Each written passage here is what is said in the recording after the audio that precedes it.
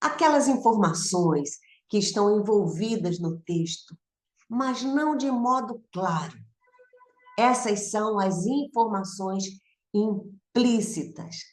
Esse é o assunto da nossa aula de hoje. Informações implícitas.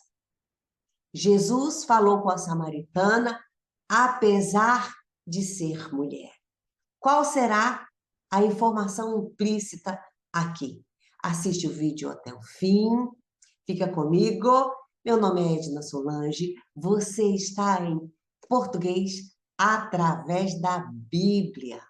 Essa expressão, apesar de, diz explicitamente duas coisas. A mulher é samaritana e a samaritana é mulher. Vou compartilhar com você um conteúdo do meu livro, da nova edição de Português através da Bíblia, Interpretação de Texto.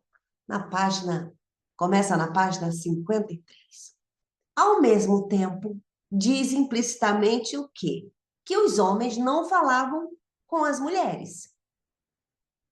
Essa informação implícita decorre de que conectivo? Da expressão apesar de ser mulher. Assim, não seria conveniente Jesus falar com esta mulher. Ainda mais sendo ela samaritana. Sabe por quê? Porque os judeus não se davam com os samaritanos.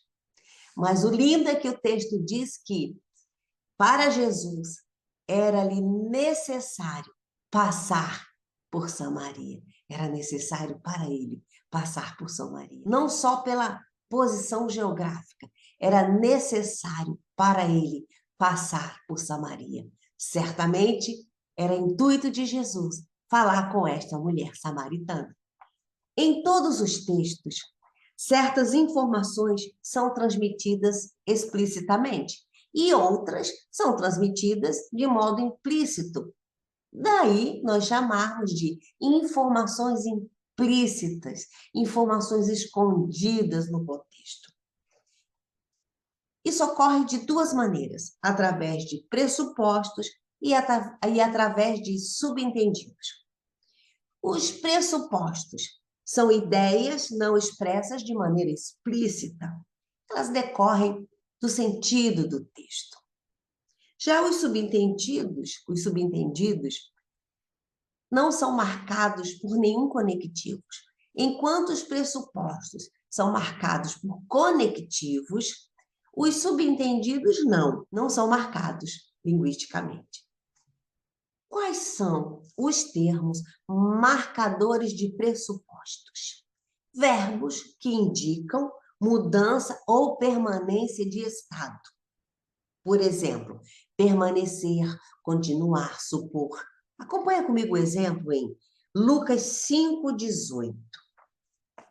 Eis que uns homens transportaram numa cama um homem que estava paralítico. O termo estava pressupõe que este homem não havia nascido paralítico. Ele não nasceu paralítico. Eventualmente, ele pode ter sofrido algum acidente que o deixou paralítico. Então, o termo estava, a forma verbal estava, é um verbo de estado, indica uma situação. É um marcador de pressuposto. Outra palavra que é um marcador de pressuposto, certos advérbios. Vamos acompanhar em 2 Samuel 22:33. Está aí com a sua Bíblia?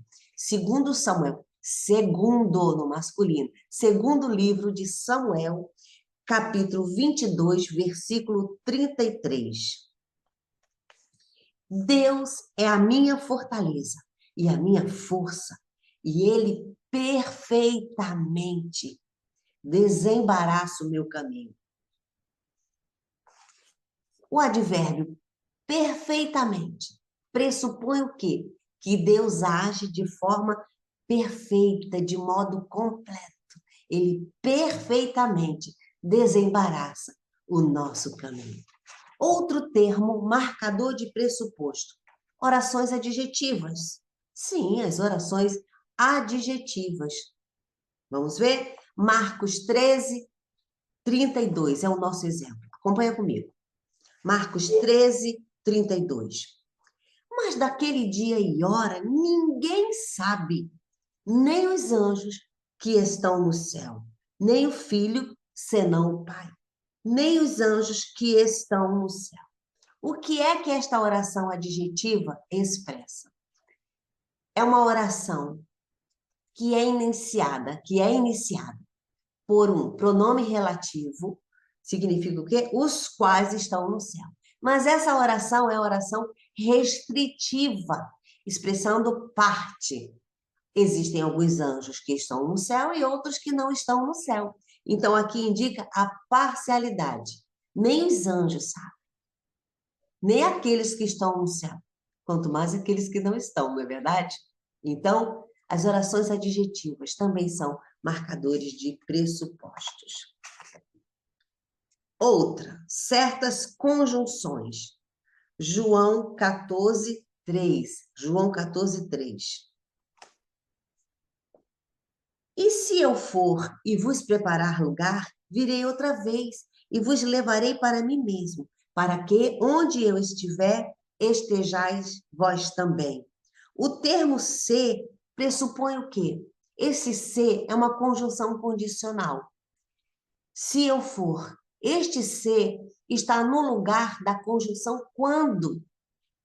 Este ser aí traz um pressuposto. Que pressuposto é este? O pressuposto de que Jesus está trabalhando o psicológico dos discípulos. Ele não está em dúvida, só está trabalhando o psicológico dos discípulos. Nós percebemos isto nitidamente quando lemos o capítulo 16. No capítulo 16, ele até compara a tristeza dos discípulos com a tristeza da mulher quando está para dar à luz, e que depois fica feliz quando a criança nasce. Então, Jesus faz uma comparação, afirmando aos discípulos que eles depois também ficarão felizes quando ele retornar. Então, esta conjunção aí é um marcador de pressuposto. É um marcador de pressuposto. Viu que coisa maravilhosa? É assim. Mas vamos agora ainda falar sobre a mulher samaritana.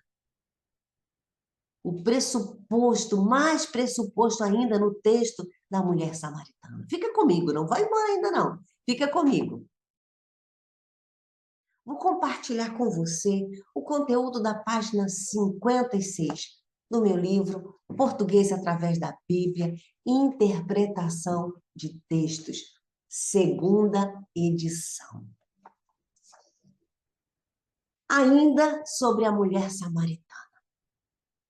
Em João 4,10, Jesus disse à mulher samaritana: se tu conheceras o dom de Deus e quem é o que te diz, dá-me de beber, tu lhe pedirias e ele te daria água viva. Com estas palavras, Jesus diz ser a fonte da água da vida.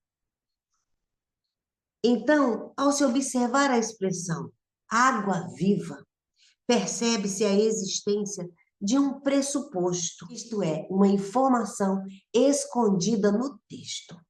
Pois se pode concluir que haviam outras fontes na região, e das quais as pessoas bebiam. Mas Jesus diz que é a fonte da água viva. Água viva. É diferente fonte de água. Mas Jesus é a fonte de água viva. Então, através desse adjetivo viva, nós temos o pressuposto de que existiam outras fontes. Mas Jesus é a fonte da água da vida. Veja o que está escrito em Jeremias 2,13. Porque o meu povo fez duas maldades. A mim me deixaram o manancial das águas vivas e cavaram cisternas rotas que não retêm as águas. Israel, como povo de Deus, tinha deixado o Senhor e procurava saciar a sede de sua alma em outros deuses. Jesus fez esta analogia para mostrar à mulher samaritana que somente nele ela saciaria a sede de sua alma. É a mesma fala de Jesus para nós hoje. João 7, 37 e 39. Se alguém tem sede, venha a mim e beba. Quem crer em mim, como diz a Escritura, rios de água viva correrão de seu ventre. E isto lhe disse ele, do Espírito que haviam de receber. Ainda hoje, muitas são as fontes das quais o homem natural continua a beber para saciar a sua sede. Mas sempre voltam a ter sede, pois tais águas não curam as enfermidades de sua alma. Só mesmo Jesus é a fonte da água viva. Se alguém tem sede, venha a ele e beba. Aleluia. João 7:37. Jesus é a fonte da água da vida. E ele é a palavra. A palavra é a fonte da água da vida. Continua comigo, estudando aqui, na fonte da água da vida. Estudando a palavra. Jesus é a palavra, é a fonte da água da vida. Fico feliz que você tenha chegado até aqui. Já se inscreveu no canal? Deixa aí o teu comentário, faça a sua sugestão. E fica comigo. Tchau!